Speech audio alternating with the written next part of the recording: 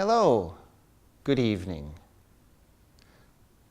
Welcome, loyal Vladcast viewers. Here we are again in the parish church.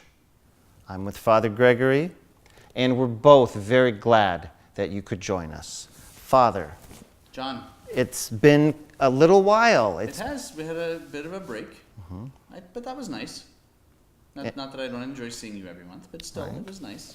And here we are again, and the month we're going to talk about is October. Right.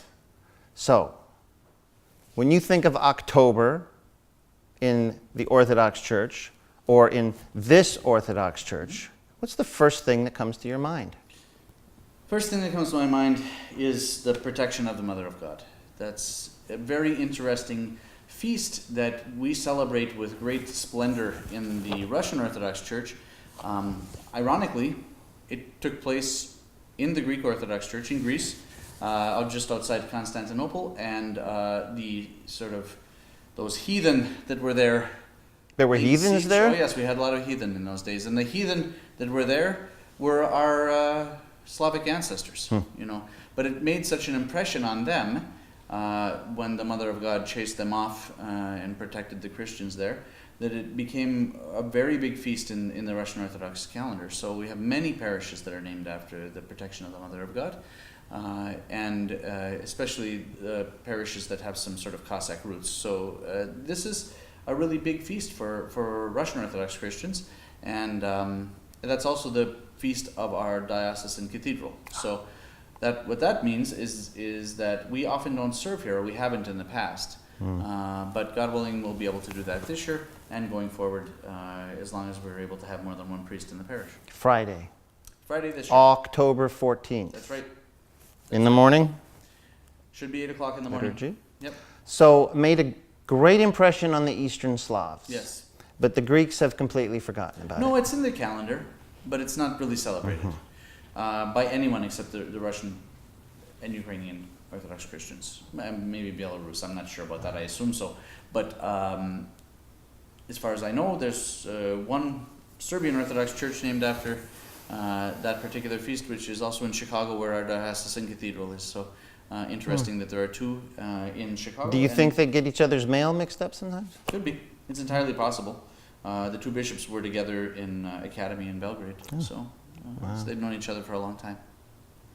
But yeah, that's a big feast. That's the biggest one. Okay, and Pokrov is protection. It also means a veil. What is there a veil in the story? An actual veil? Well, it's not really a veil. It's more of at least the way it's described, it's more of like a bishop's amaphorion, kind of a, not as sort of light as you would think a veil. Something with some girth to it, maybe like a strong wool or something. So that fancy word amaphorion. That's what? That's part of the vestment? Yeah, that's the part that the bishop wears on his shoulders that signifies the lamb, or the lambs that he's carrying and shepherding. Right. That he's bringing back the one and leaving the 99 to go get the one who's lost. But you don't have one? I don't have one. Priests don't get one. Even archpriests? Nope. No priests get one, but it's part of the bishop's vestments.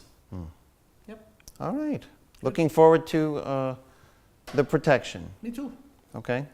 Me too. Anything else going on, or? Well, there's a few things going on. First of all, as far as the services go, we have the Optina Elders Synoxis is on a Sunday this year. That's nice. So, well, who are these Optina Elders? Well, Optina is a monastery which is now open again after the fall of the Soviet Union, south of Moscow, not quite to Ukraine. And this is a place where there was a tradition of eldership. And so the spiritual fathers there were well known throughout the Russian Empire, and many people would come and seek their spiritual advice. And so several of these elders were glorified as saints, and although they each, of course, reposed on different days of the year, there's a synaxis or a gathering where they're all celebrated together, and that's on the 23rd of October. And so that's a Sunday this year, so that will be a big day for the few people in the parish who celebrate their names days that day. What are the names that occur on that? Leo, Macarius, Ambrose, Nikon. I don't think we have any Nikons, but there are several I think there must be about a dozen of the elders. I'd have to look it up, but around not a small number, All right. and they're all celebrated together on that day. And you say that this monastery is open again? It is. Do Yes. they have elders working there? I don't know what the tradition of eldership is there, whether it's been revived or not. I do know that there were 3 monks that were murdered there on Pascha night. I think it's been something like 20 years now. This last Pascha was 20 or maybe 25 years. I can't remember exactly. That were killed there by a Satanist on Pascha night. They were ringing the bells, and they buried them under the bell tower where they were killed. And it's a really beautiful picture. You have the graves and right above the bells that they were ringing. So yeah, there's some contemporary saints that came from this place also. Martyrs. Mm-hmm. Okay. Yeah. All right. Saint John the theologian. Somehow Yes. there's some connection in my mind with Saint John and October. That's right. That's right. He has 2 feasts. One is in May, and the other one is here in October, and it's the 9th, the day after Saint Sergius of Radonezh. So he kind of gets short shrift because everybody is focusing on Saint Sergius in the Russian Church. Fine. Saint John's a really important saint. Yeah, I don't. That just doesn't seem right, Father. I mean, Well, Saint Sergius has lots of feast days. That just happens to be one that's a very particularly popular one. Saint John was such an important apostle, and some of his disciples are, really important saints in the church, like Polycarp is one, Clement. that's the Polycarp of Smyrna. Yes, and the Ignatius of Antioch. There's some really key early saints that were his disciples, and so very important saint. And thankfully, he's on a Sunday this year also. So we'll be able to celebrate some really significant saints in October on Sundays. Super. Yeah. And we're still doing church school, or did we give up? No, we didn't give up. We won't give up. Church school begins October 1st, so the first Saturday of October, so that's nice. And we invite everyone to register. You can register online. We have a little video up there of what church school is like, and I hope that people will... Well, what is church school like? What would a young person enrolled in church school be doing, learning? What kind of experience would that be? So we decided some years ago that it didn't really make sense from a pedagogical point of view to try to teach Russian in the church school.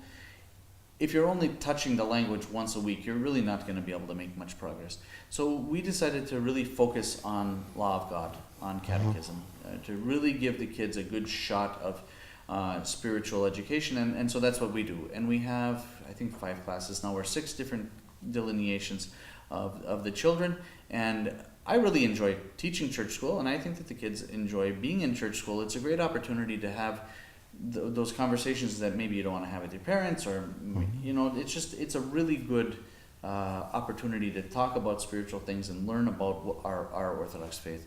And we do it between 5 and 6 on Saturdays, so that it's very easy for the families to stay when vigil starts at 6 o'clock. And often we have a very long line of young people to go to confession right away at the beginning of vigil, which is great. And so I think that those 2 things marry very nicely. Okay, well, see you next month then? Yeah, I think we're going to do a short one because we have some special guests here. Oh, excellent. Yes. Would these special guests be the gentlemen in our studio audience? Yes, they are comprising approximately 80% of our studio audience, in fact.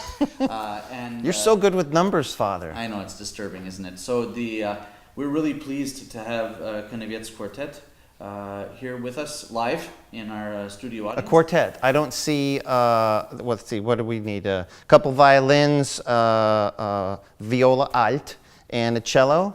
Well, that's one way to think about it. Where are their instruments? Their instruments are... Were they impounded at the border? That may have happened. Okay. And maybe that's how they started singing. I'm not even sure, but we have... Oh, singing. Yes. Ah. Yes, so we have Konevietz Quartet with us, and they're going to give us a little concert, and that's going to be an opportunity for our Vladcast family to have this concert. And we'll also have the opportunity to provide those who are watching the chance to buy their CDs, because it's not easy to necessarily buy their CDs in America, but We think that we've settled on a distributor, working with them, and that'll be great, and that will come at the end of the video. But for now, we want to bring them on stage so that they can sing. Радуйтеся, праведні, радуйтеся, праведні, радуйтеся, праведні, о Господи, праведні, о Господи, праведні подаває похвалу, праведні